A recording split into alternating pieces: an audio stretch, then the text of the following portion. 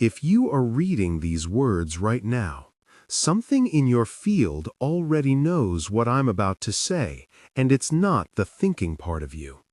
It's the quieter background that has been awake, steady and present beneath the commentary and the judgments. That field of aliveness is the place where things begin to bend toward change more quickly than when your identity is fully invested in the solidity of the body. What I'm proposing is straightforward and radical at once. The moment you see awareness as primary, not the body, reality begins to obey faster. Not because of force or magical thinking, but because when the core of your experience shifts, the organizing signals you send into your field change. The pattern you are broadcasting becomes less dense and more coherent, and the world responds in kinder and often faster ways. Before I go any further, take a second to soften your eyes. If it feels safe, let your gaze unfocus slightly or close your eyes for a breath. In a moment, I'll invite you to a 2 to 3 minute experiment. Treat it as a small, careful laboratory where you test what you can verify directly. No belief required, only curious attention. We grow up trained to be dense. From the earliest moments, someone calls us handsome or sick, strong or sensitive, and beneath those labels we form a steady assumption. I am this body. We anchor our sense of self to weight, appearance, pain, age, and a string of sensations that feel immediate and undeniable. That habit of identification, what I call the density delusion, feels sensible because bodies are solid, visible, and measurable. The chair under you, the taste of coffee, the ache in your shoulder, these are undeniable. They pull attention inward and make the world look like a series of separate things that push against one another. The density delusion is not a moral failing, it is a cultural script. It sits in language, in medicine, in schools that teach the body as the primary fact of who we are. When you assume matter is primary, you also assume solidity is the baseline of experience, resistance, friction, limitation. And because we live by habits, the identity you habitually take up conditions how you move through life. It shapes your breath, your posture, your metabolic rhythms, even the tone of your voice. Identification with the body does not just describe experience, it organizes it. Now, before this sounds like abstract philosophy, consider this. What if the body is better understood as a pattern, a temporary arrangement of energy, rather than the essential you? Modern physics uses language that, when handled carefully, can be a bridge to this way of seeing. I'm not saying quantum theory proves metaphysics. That would be a leap beyond both physics and honest inference. But there are consistent echoes. Matter, at its deepest observable level, behaves like patterns of energy. Particles arise from fields, and the act of observation alters how those patterns settle. Think of water forming ice. Under one set of conditions, it flows. Under another, it stiffens into shape. The difference isn't an alteration of some separate essence. It's a change in arrangement and field conditions. If awareness can be likened to the field in which patterns arise, then shifting the fields changes the pattern. This is metaphorical language, but it's not empty. It gives us a way to imagine how identity-level shifts could plausibly influence what shows up in the body. There is also a biological conversation that has emerged over the past decades: epigenetics. To reduce a complex field to a soundbite does it a disservice, but in simple terms, genes are not a fixed script that automatically plays out. They are more like switches that can be modulated by environment, behavior, stress levels, and signaling molecules. Perception and chronic stress, for example, have measurable effects on inflammatory pathways, hormone cascades, and even which genes are expressed more or less often. Again, I'm not turning this into a claim that consciousness magically flips a genetic switch. I'm suggesting there are plausible channels, biochemistry, electromagnetic patterns, nervous system regulation, through which a shift in how you register yourself could produce downstream physiological changes. Let me be plain. I am not offering clinical proof. I am offering a map of plausibility plus a concrete eyewitness account from my own life, because experience is often the most persuasive teacher. The details matter because they anchor what could otherwise sound like speculative poetry. 3 years back, I sat in a fluorescent-lit examination room while 2 doctors reviewed scans and lab results. The tone in the room was quiet and serious. One doctor, a measured, kind woman, said, "This will likely become chronic. We can manage symptoms, but don't expect reversal." Those words landed on me like a verdict. I remembered the smell of the antiseptic wipe on the tray, the slight hum of the imaging machine in the next room, the soft tapping of a pen against paper. My mind cataloged them as facts. My body cataloged them as threat. Fear tightened around the chest like a strap. For weeks, I lived in that loop: follow-up appointments, second opinions, the slow arithmetic of tests. Somewhere in the middle of that routine, not in a dramatic sudden revelation, but in a quiet cumulative noticing, I began to feel a dissonance between what my mind believed about my condition and what a different register of experience was communicating. There was a background aliveness that seemed not confined to the edges of my skin. It watched the anxiety without merging with it. It had an unhurried quality and an openness that surprised me. The more I allowed attention to rest in that ground, the less the chest tightened. Not immediately, and not always, but steadily. One afternoon, sitting with a friend who had lived many years in contemplative practice, I described the tests. He listened without a rush, and then said gently, "Try recognizing the place that's aware of this story instead of every detail of the story itself." That instruction was simple and almost tautological, but it landed somewhere deep where words rarely change anything. I did as he suggested, not with force, but with curiosity. I let my attention settle into the sense of seeing, the sense of presence, the aspect of me that apparently existed even when the mind produced dread. For minutes, then for longer, I rested in that register. What happened next didn't feel like a miracle made of fireworks. It was more like a field settling into a different frequency. Within weeks, the blood work that had been stubbornly abnormal began to trend back toward the range my doctors had described as healthier. Scans that had been ambiguous improved. At the next appointment, the same physician who had been cautious said, "These markers are unexpected. Keep doing whatever you're doing." Another specialist who had been skeptical raised an eyebrow and then, more quietly, asked about my daily routine. The clinical language was careful, cautious.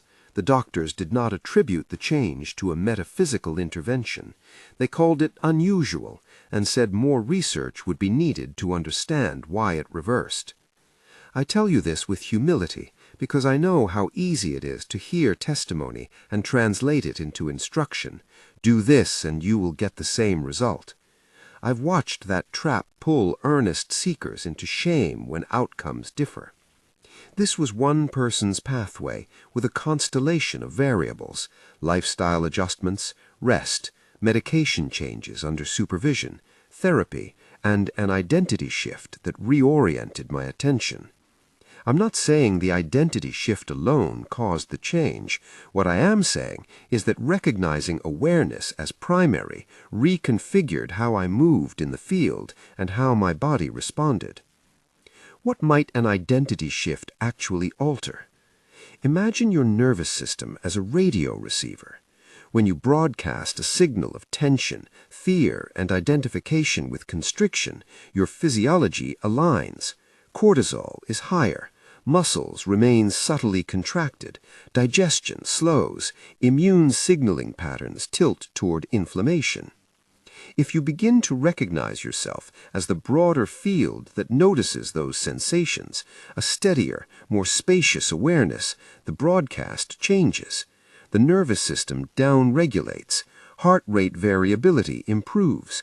The internal conversation between cells, hormones, and the nervous system subtly rebalances. These are not magical energies, they are biophysical cascades that respond to the present state of the organism. There is also the electromagnetic aspect. Every living cell emits and responds to bioelectrical signals. Coherent fields within the body support organized physiology. Chaotic fields correlate with dysregulation. Again, I am not claiming that thinking a thought rewires electromagnetic fields like flipping a switch. Rather, when your lived identity shifts, when you, at the level of attention, anchor in awareness, your physiology tends to adopt a different pattern that supports coherence. The evidence here is suggestive, not conclusive. Theories are being tested, and what we can say with confidence is that our perception and internal narratives alter stress biology in measurable ways. At the level of lived experience, the practical differences are immediate and sometimes startling. When you stop assuming the body is the whole of you, the world stops imposing itself with the same relentless friction. Resistance, that inner tension that says this shouldn't be so, softens. Choices become less reactive. Time changes its feel. Small setbacks no longer reverberate as existential threats, but as events in a field you can observe. That shift in stance creates space for different responses, and different responses change outcomes. There is a caveat here that matters ethically. Shifting identification should not be a way to blame people for their illnesses or difficulties.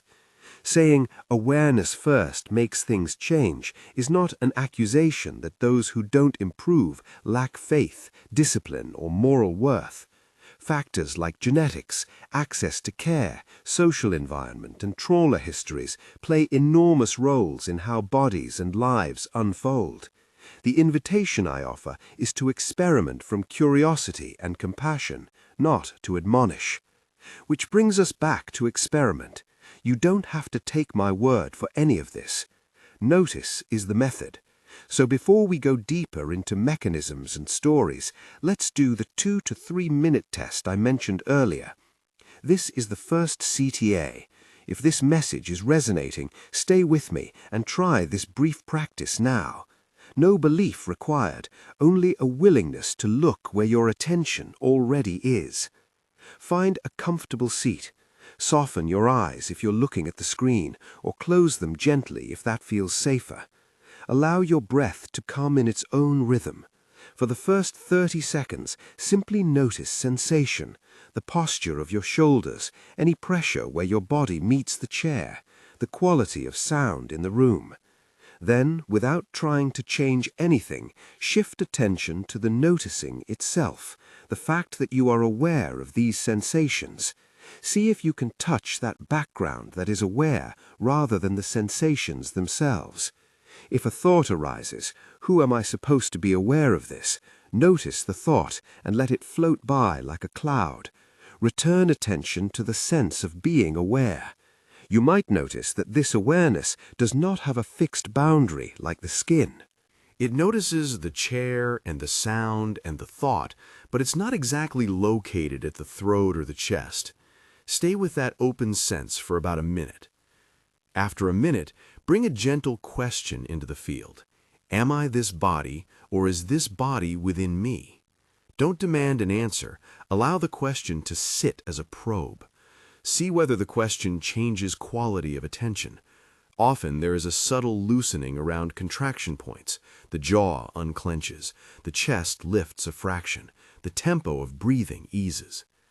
Now make a soft internal statement. I am the awareness that notices this body. Say it quietly without forcing. Notice what registers in the nervous system. Does the chest feel lighter? Do thoughts slow a little? Do sensations remain the same but perhaps feel less charged? When you are ready, open your eyes slowly and take a moment to check. What changed, even in a small way? Perhaps nothing seems different. Perhaps something does. Both are valid data. Note it with curiosity. This is not a test you must pass. It is an invitation to begin gathering personal evidence. What many people report after a few minutes of this simple recognition is not immediate miracles, but two subtle shifts. One is a decrease in the compulsive reactivity to sensations. The other is a renewed sense of possibility, a felt space where new responses can be chosen rather than old patterns replayed. The practice can be repeated. 3 minutes in the morning, another minute during a stressful meeting, and those moments accumulate. The science-informed language I used earlier, fields, patterns, epigenetic switches, serves to keep our imaginations honest and grounded. It helps skeptics and scientifically minded people see that this is not airy mysticism divorced from empiricism, but a hypothesis that invites measurement. At the same time, the experiential evidence is primary for this approach. Your felt experience is the testing ground. Belief is unnecessary. Repetition and attention are the only currency. I should add one more anchor from my own timeline. After that initial shift and the modest improvements in clinical markers, something else happened that surprised me even more. My sense of time altered in small practical ways.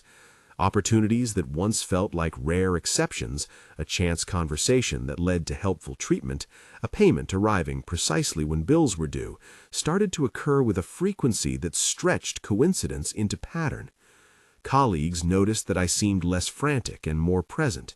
Friends asked whether I had changed something in my daily routine. It was tempting to take credit and claim a special method. I resisted that urge and instead leaned into curiosity. Curiosity is a safer posture than certainty because it keeps you investigating rather than preaching. So here's the ethical fold. Experiment, record, and remain humble. Check results with professionals. Keep medical supervision when changing any treatment. Use this recognition to reduce resistance and widen possibility, not to replace necessary care. At this point in my story, there are two intersecting strands that need describing: the mechanism as I understand it, and the social consequences of living from awareness-first identity.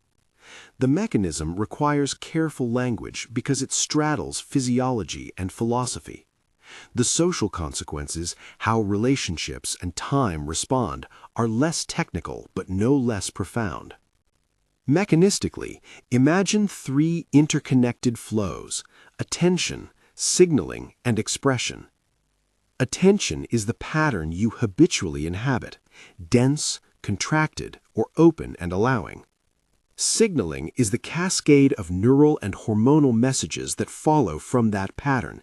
It's the chemistry of stress or ease. Expression is how the pattern becomes visible in cell function, gene expression tendencies, and metabolism.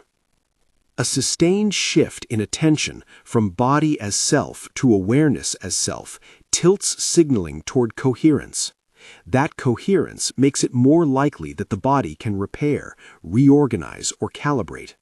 Again, this is plausible physiology, not a proven formula. There is also an interpersonal field. People unconsciously read subtle signals about safety and coherence. When you embody a calmer field, others often respond with more openness. Conversations open differently. Creative solutions appear that didn't before. I'm not suggesting you become manipulative or that other people will always bend to your will. Rather, coherence invites cooperative responses in systems that are already inclined to interact. A cautionary note that I return to again and again: do not equate spiritual progress with moral superiority. Some of the most spiritually rigorous people I've known are scandalously tender and human in daily life. Seeing awareness as primary is not about escaping the world.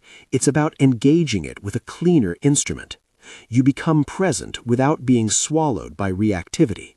You still pay bills. You still face loss. You do so with a steadier heart.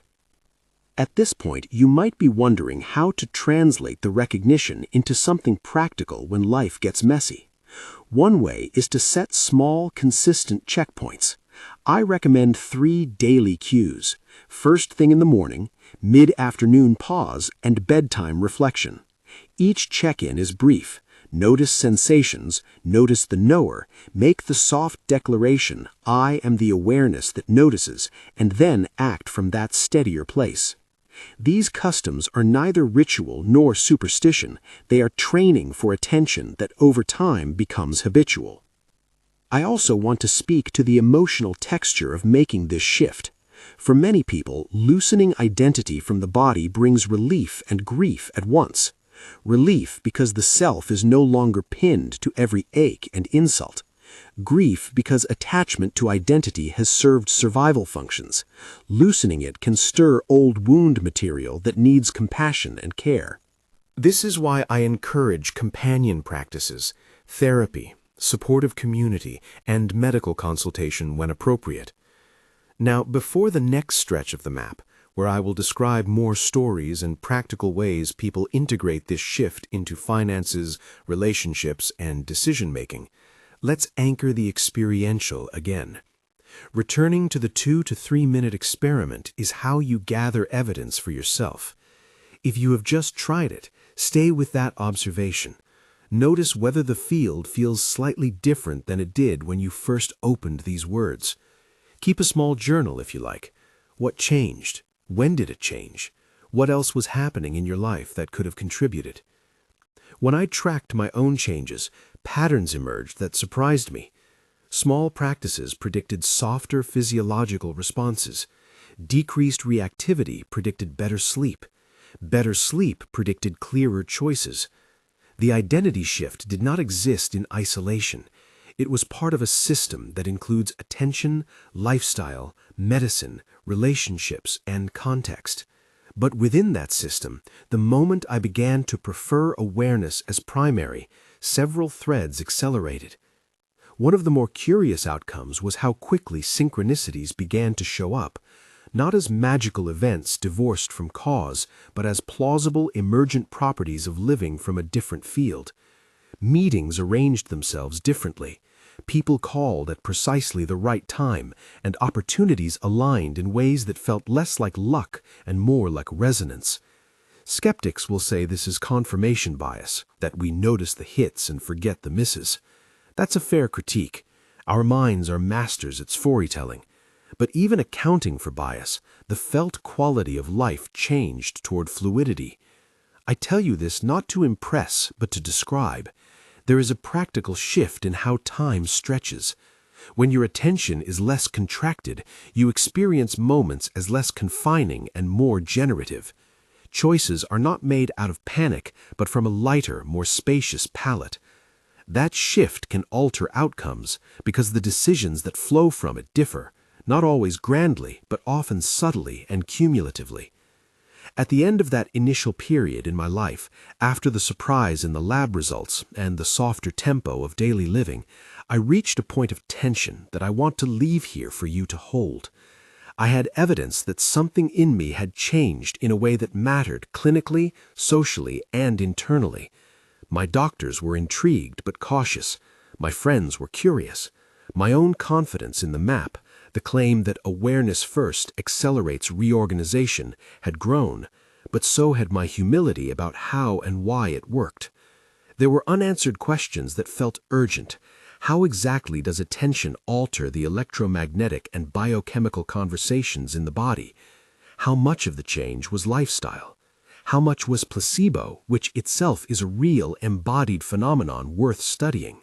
And crucially, how do you teach this in ways that are safe, ethical, and available to people in different socioeconomic realities who cannot simply opt in to a spiritual practice while neglecting structural needs?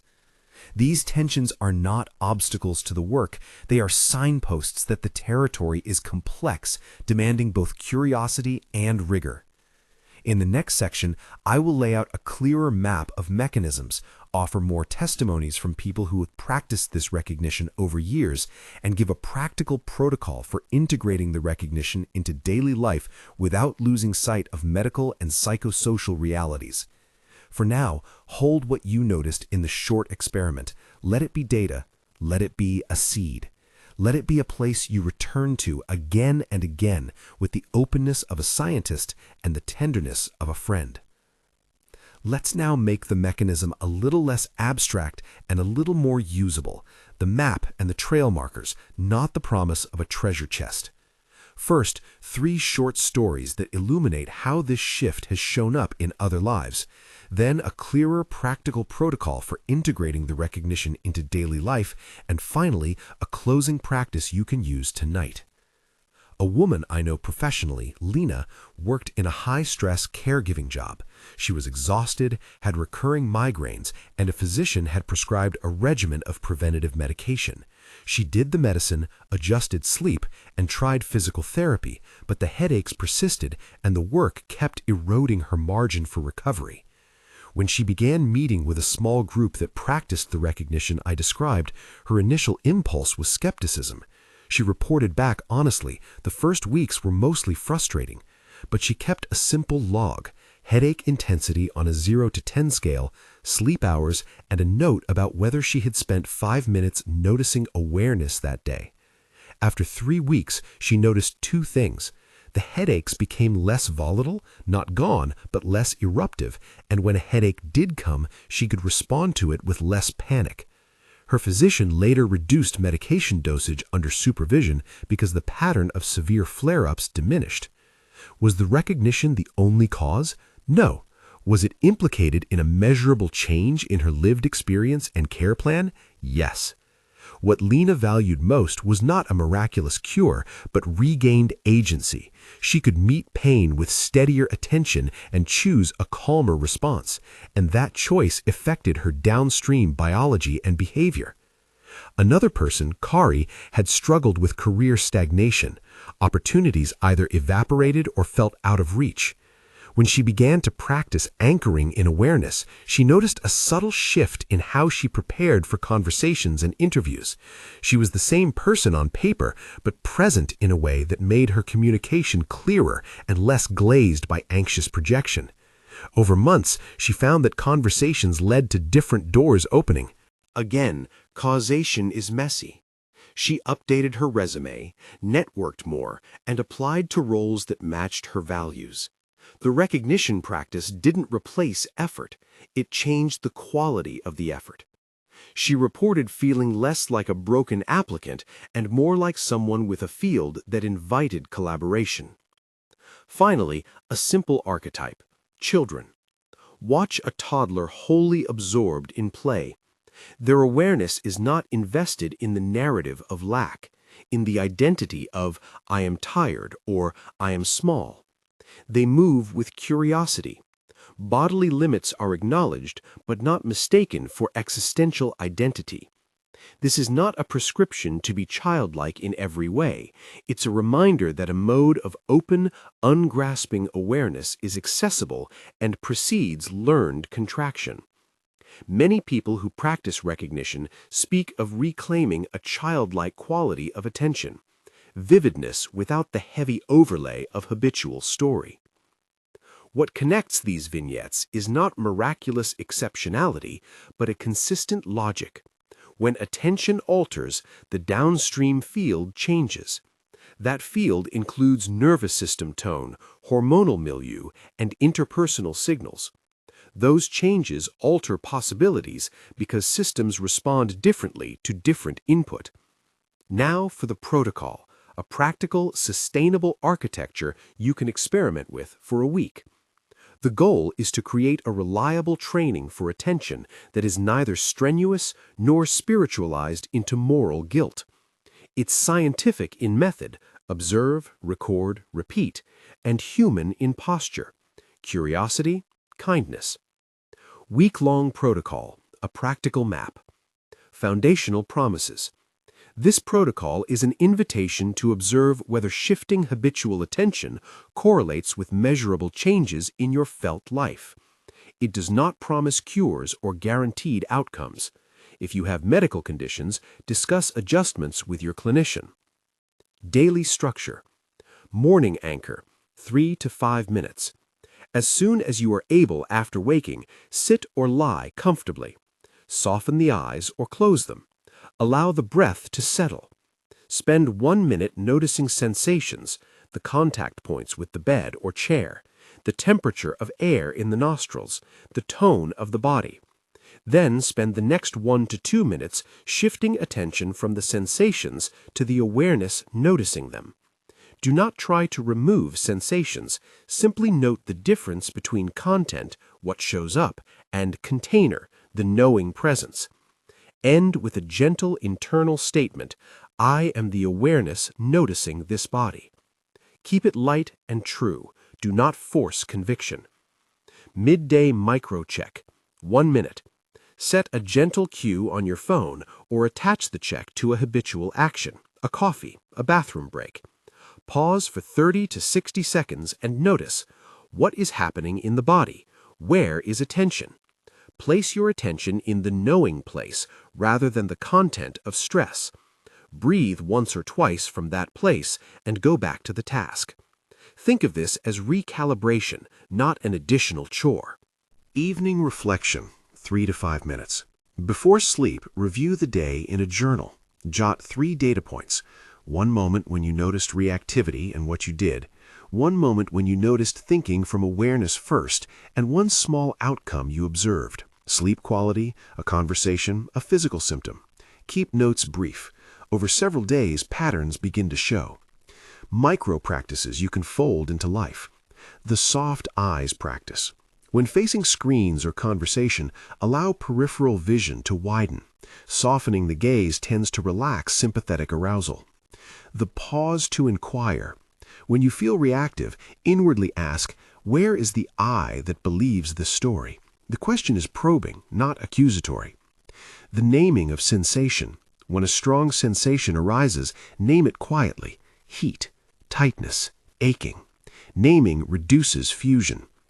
Recording and evaluation. Keep a simple spreadsheet or notebook with 3 columns, date, practice minutes, and 1 measurable change. This trains you to collect evidence rather than opinion. After 1 week, review trends. Did you feel differently on days you practiced versus days you didn't? Were there small shifts in sleep, appetite, conversation, or symptom intensity? Note both hits and misses. Integration into medicine and therapy. Communicate openly with your medical team if you are changing or supplementing treatments. If you experience improvements, document them using objective measures where possible. Sleep tracker, medication dosage, pain scales. If trauma or intense emotional material arises, consider a clinician or trauma-informed therapist. The recognition can loosen defenses that then release material needing integration. How to scale to relationships and money. Relationships. Use the recognition as a pause that interrupts reactivity. When critique or old triggers arise, name the noticing inside and respond from a steadier presence. This often de-escalates conflict and invites different conversation. Finance and creativity. Instead of trying to manifest money as a magical trick, use the clarity that arises from a stable field to notice opportunities, prepare better communications, and take aligned action. The difference is subtle. You don't become delusional about chance, you become less frozen by fear and therefore more effective. Let's return to the mechanism with concrete language, mindful of both speculation and plausibility. Attention as organizing field. Attention is not inert. It configures neural ensembles. It biases which circuits are strengthened through Hebbian processes. Cells that fire together wire together. Habitual focus on threat fortifies threat circuits. Habitual attention to open, noticing presence fortifies circuits of safety and regulation. These neural changes have hormonal correlates. Chronic activation of stress circuits influences cortisol profiles, which in turn modulate immune signaling and metabolic patterns. Shifting attention can attenuate these stress cascades, supporting better regulation. Epigenetics provides a metaphor and some empirical footholds. Environments and signaling molecules can increase or decrease the activity of genes via methylation and histone modification. It's plausible that shifts in lifestyle and stress biology associated with attention practices participate in these processes. The leap from attention causes epigenetic change to attention directly rewrites genes overnight is unjustified.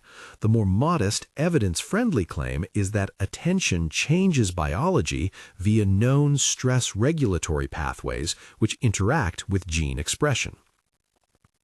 Electromagnetic signaling and coherence. All cells operate with bioelectrical gradients. Coherent patterns at tissue and organ scales correlate with healthy function. Practices that regulate breath, vagal tone, and heart rate variability tend to support greater physiological coherence. When one's lived identity is steadier, autonomic function often improves and coherence increases. This is not mystical circuitry, but an observable correlation across multiple studies of meditation and regulation practices. Observer effect as metaphor and invitation. In quantum experiments, observation changes the behavior of a system in specific contexts. It's ethically irresponsible to claim that this proves human consciousness collapses macroscopic reality at will. Still, the metaphor is useful. In systems sensitive to initial conditions, shifting the vantage point of the observer fundamentally alters the dynamics. In human systems, bodies, relationships, organizations, the location of attention changes how the system unfolds. Putting it together, a sober hypothesis. Sustained attention to awareness first reorganizes nervous system tone and behavioral patterns, which then alter physiological signaling and interpersonal dynamics. Over time, these changes bias outcomes in ways that look like reality obeys faster because the field you move in is less entangled with constriction and more coherent. The language of obeying is poetic. The underlying claim is practical. Coherence begets different responses from complex systems. Ethics, limits, and humility. Some of the most important limits are moral. Do not use recognition to excuse social negligence. If someone lacks access to care, structural injustice remains the issue. Personal practice can be helpful at the individual level, but should not be proposed as a substitute for systemic change.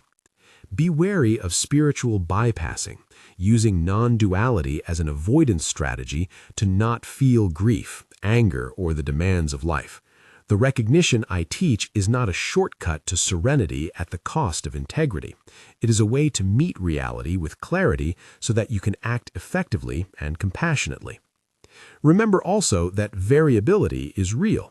People differ in trauma histories, genetic predispositions, and environmental exposures. Some will notice rapid shifts, others slow ones, and some may not notice significant change at all. That variability is not moral failure. It's data for careful practice and integration. A second guided practice, usable now or as a nightly close. This is not a CTA. It is an additional short practice you can use to consolidate the week of experimentation. Find a comfortable position. Breathe naturally. Notice 3 things in the body without changing them: temperature at the skin, points of contact with the surface beneath you, and the rhythm of breathing. Spend 30 seconds in gentle observation. Now, widen your attention to include the awareness holding those observations.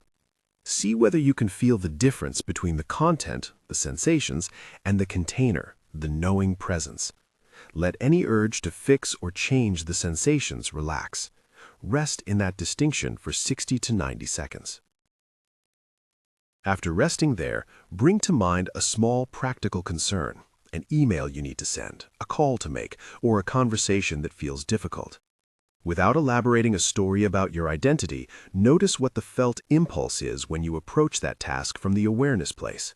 Does it feel heavier, lighter, different in tempo?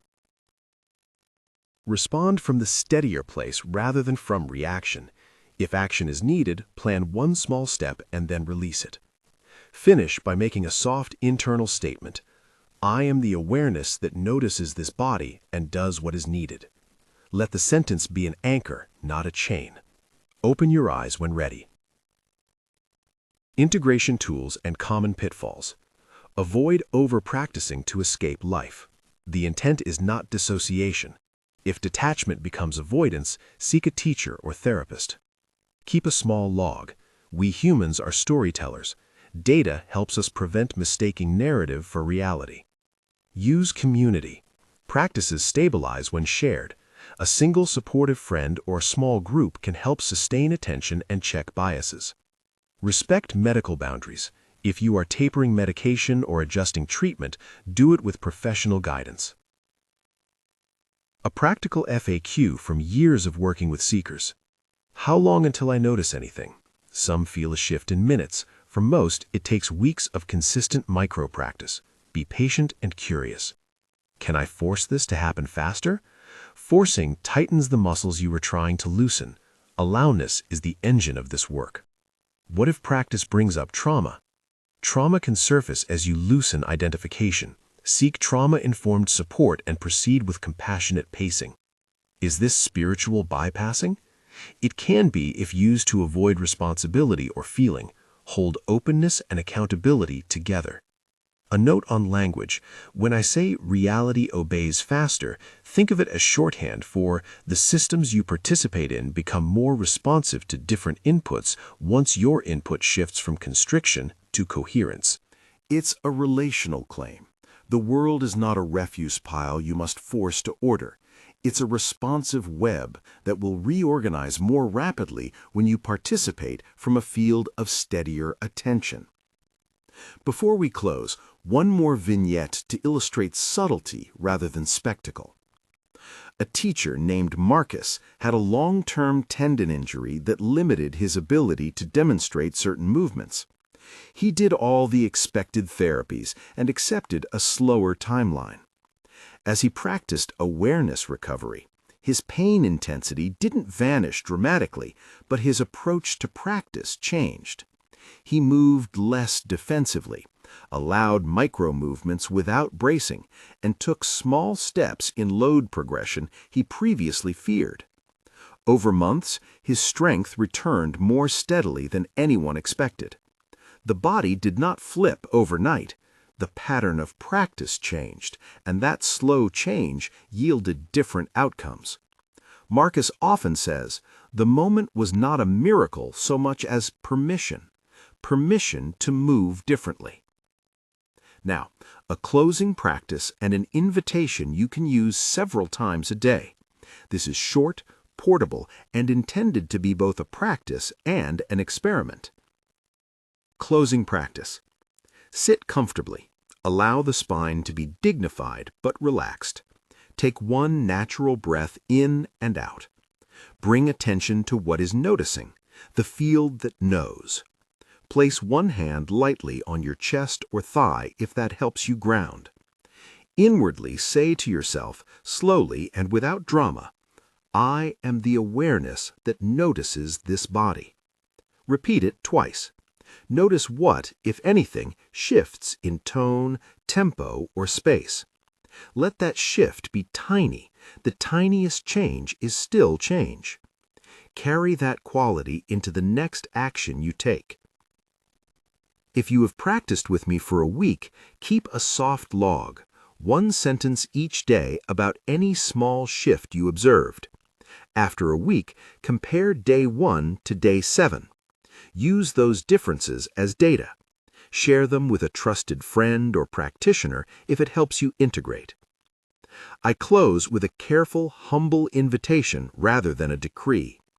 The moment you see awareness as primary, not because you adopted a belief, but because you verified it in repeated small experiments, your field changes. It does not mean your life becomes effortless or free from sorrow. It means that the organizing center of your experience is less entangled with constriction and more available for clear, creative response. In that shift, actions land differently. Conversations open in new ways, and possibilities that felt remote become more reachable, not through force, but through coherence. If this approach feels alive to you, try this. Practice the short recognition twice daily for a week. Keep a brief note of one small change per day and observe without needing to interpret every outcome. If you'd like more guided practices, stories, and practical protocols like the one you just experienced, subscribe and follow so you can continue experimenting with a community that values curiosity and humility. Try the week. Notice what reorganizes, and let the evidence, not dogma, be your teacher.